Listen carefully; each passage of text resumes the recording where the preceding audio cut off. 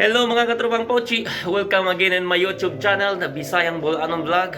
Chris is here. Chris Tucker is on the house. What the fuck are you doing here, you fucker?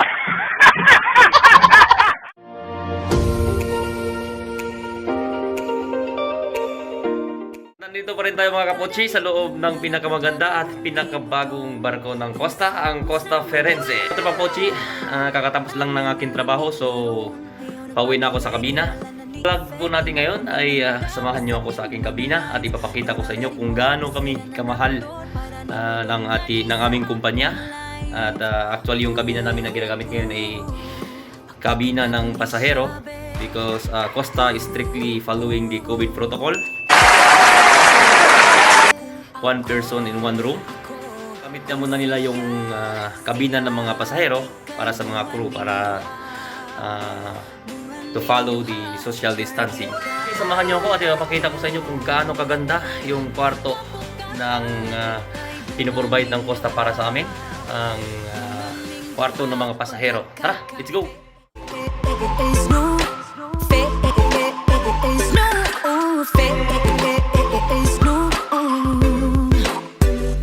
Mga katrapapochi, andito na tayo sa harap ng aking kwarto. Ito pala yung kwarto, ang aking kwarto, pinapagandang kwarto. Room 7269. Ito pa lang nasa baba nito, itong mga point na to para daw to sa mga bulag. Pero yung dito daw nila mababasa or malalaman kung anong room number. Okay, so tara, let's go. Pasok tayo sa amin. Pang Pochi, andito na po tayo sa loob ng aking kwarto. Makikita na po natin pagpasok nyo lang. Makikita na natin yung napakaganda at napakalambot na sofa, na higaan. So, may sofa din tayo, saka upuan. At pagpasok mo dito, meron na tayong tatlong hook. So, kaya tatlo to kasi I love Costa. Okay? Mga katropang Pochi, pagpasok mo sa may likod ng pintuan, dito mo makikita yung master station plan or emergency escape plan. So nandito na nakasulat na lahat kung anong master station mo para in case of emergency, alam mo na kung anong gagawin mo at kung paano isuot yung life jacket because dito sa Costa, your safety is our priority. Flooring po natin ay carpeted po yan. So lahat ng area is carpeted. So napakaganda. So, dito, ito yung unang cabinet. May cabinet pa pala. So, tatlong cabinet ito, malalaki. Unang cabinet, sa laki ng cabinet na to, kasya ang isang tao. Kahit ikaw, pwede kang kasya. Pwede kang magtago dyan. So, kaya lang pinagbabawal. Siyempre, cabinet yan. Hindi naman pang tao yan. Okay? At itong pangatlo naman, okay, pinapakita ko sa inyo. Yung pangatlong cabinet naman, nandito yung life jacket, 4 na life jacket. So meaning, this room is good for 4 person.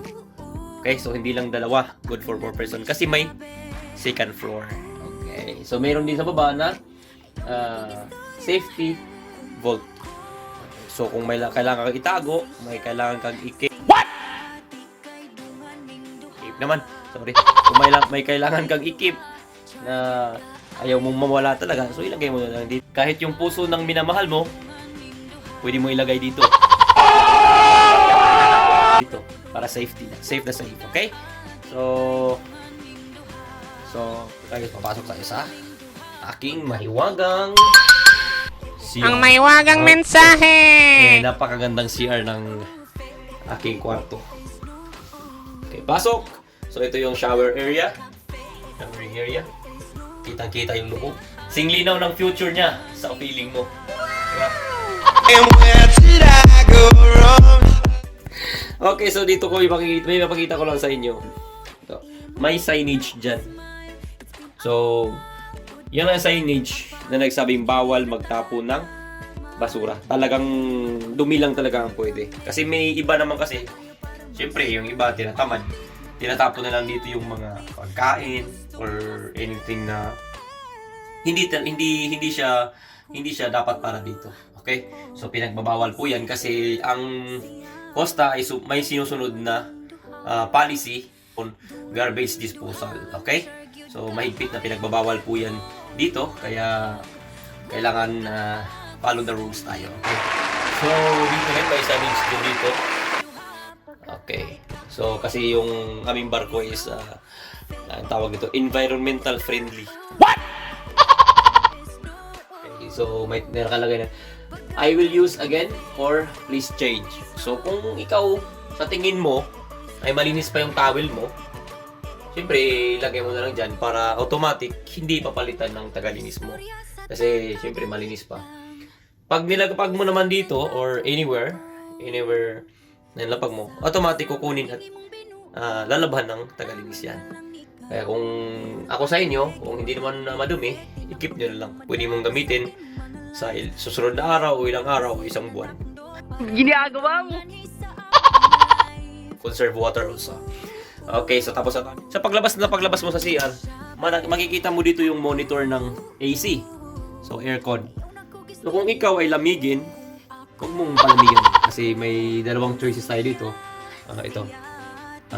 Cold at warm. So kung ikaw ay lamigin, gamitin mo yung warm. Okay?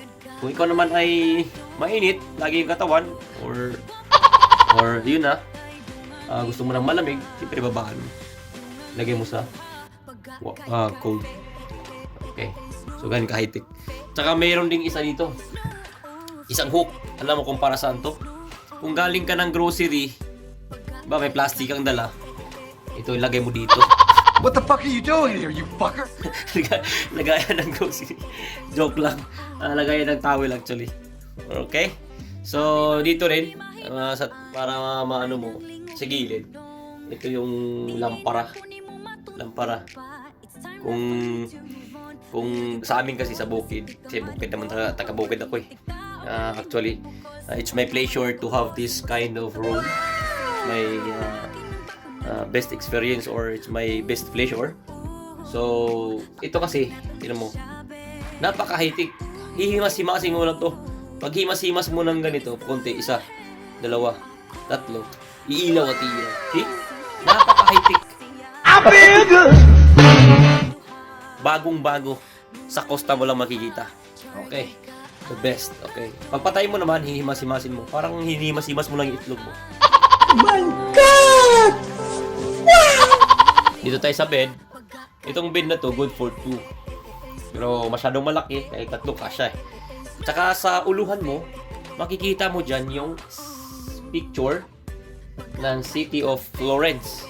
Florence, Italy. So, kaya pinangalanan nitong barko na to ng Costa Firenze kasi Firenze, Florence. Okay, so kaya may picture sila ng City of Florence. Okay, parang ano ka lang, parang natutulog ka lang sa building na pag tanaw mo sa pinto, pag lingon mo, may bintana ka, City of Florence na. Diba? Unique na yun. Sa harap naman ng bed, ito yung bed mo. Ito yung harap, ito yung lang niya, 55 inches ata to. Hindi ko pamilyado yung inches. Kasi sa amin, ang TV lang sa amin is 14 inches. Ganyan kami ka low profile. Yeah. Okay, so dito, ito yung salamin. So, nag-iimbak ko ng tubig kasi malakas ako sa tubig.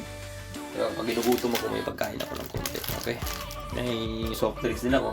Pero actually, hindi ako uminom ng soft drinks. Nung time kasi nang bukas kami, libre. Kaya kumukuha-kuha na rin ako. May drawer po tayo dito. Yan. Ito yung drawer natin. Okay. Automatic po. Yung drawer natin. Yung drawer. Meron po tayong tawag po. Ba to? Blower. Blower pala. Kung ikaw ay masyadong nilalamig, yan, painitan mo lang yung mukha mo. Ginagawa mo. Gamitan mo ng blower. Nakakakalbo to eh. Malapit na ako makalbo. Kaya hindi ko na kinagamit. Okay, so malapit na tayong matapos sa aking vlog. So yun na pala yung aking kwarto. Ano pa ba ang kulang ko? Ay, nakalimutan ko. Baka ko makalimutan yung sinasabi ko sa inyo.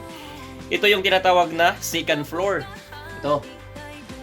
Pagbukas mo, may susi yan eh. Pagbukas mo, pagbaba niyan is bed. So kailangan bago ka makakit, kailangan mo yung hagdanan doon. So kaya Kasi itong binati, good for 2 din to. 2 person din ang kasya ito. Dito, 2 person. Kaya, good for 4 person. This way. Ma-minimize yung area. Pwede palang gumawa ng ganyan. No. Yung tupi-tupi yung yung bed. Pwede mo itago. Pwede mo ibaba. Actually, marami na rin nakikita tayo sa YouTube. Pero, dito, reality talaga nakikita ko. Pwede mo ibaba. Bed. Pwede mo itago. Bed. So, umaga na. So, ituturo ko kayo sa balcony ng aking kwarto. Siyempre, may balcony. Maganda. Napakaganda. Okay, so here we go. Siyempre, may tamang espasyo lang para makapag-tingin-tingin ka sa labas. So, makikita mo yung napakaliwalas. Ngayon, napakagandang tanong. Nandito nga tayo nga pala sa Civitavecchia. Okay. So, dyan kami lumabas nung nakaraang week ata yun, yung last vlog. Dito kasi may dalawang upuan. Pwede kang umupo, pwede kang mag-relax. Habang iniisip mo yung mga utang mo na naiwan mo sa Pinas. Higa-higa ka lang habang nag-iisip ng kung saan ka kukuha ng pambayad. So, meron din tayong may pinoprovide din sila sa mga mahilig sa UC, yung mga nagsisigarilyo, meron silang para hindi na kayo lalabas. So, binibigyan na kayo ng ashtray na nakadikit. Okay? So, yun na po. Siguro yun lang po ang kasi dito makikita mo talaga yung baba. Yan ang bridge. Yung bridge ng barko. Kung sa mga hindi nakaalam, kung alam bridge lang ng utulay. Sa barko may bridge din. Yan diyan nakatira yung mga diyan nakatira si komandante. Diyan nakatira. Diyan nagtatrabaho si Ginagawa Faye. mo. So, halika na, pasok tayo ulit. So, pasok. Mga katropang Pochi, naikot na natin yung buong kwarto at naipakita ko na sa inyo kung gaano kaganda yung kwarto ng Costa Firenze. So, it's a big pleasure for me nga nakagamit ko ang kwarto. Dilitanan makagamit ani. Actually, may crew cabin kami para sa mga crew. Pero pinagamit nila sa amin to dahil sa pandemya nga. Okay, so thank you very much of course to Costa. Thank you for having us. Even if wala muna tayong biyahe ngayon, pero you keep us here. Bang Pochi, thank you for watching my YouTube channel, The Bisayang Bulanon Vlog. Chris is on the move. Chris Talker. Okay, so sa lahat ng mga nag-subscribes, maraming salamat po. At gagawa pa po ako ng maraming videos na bibigay ng ideas or enjoyment. Basta lahat ng maisip. Okay, sa mga hindi pa nakasubscribe sa aking YouTube channel, The Bisayang Bulanon Vlog, huwag nyo nang patagalin pa. I-click nyo na yung subscribers button. At para ma-update mo sa aking upcoming videos. So, keep safe.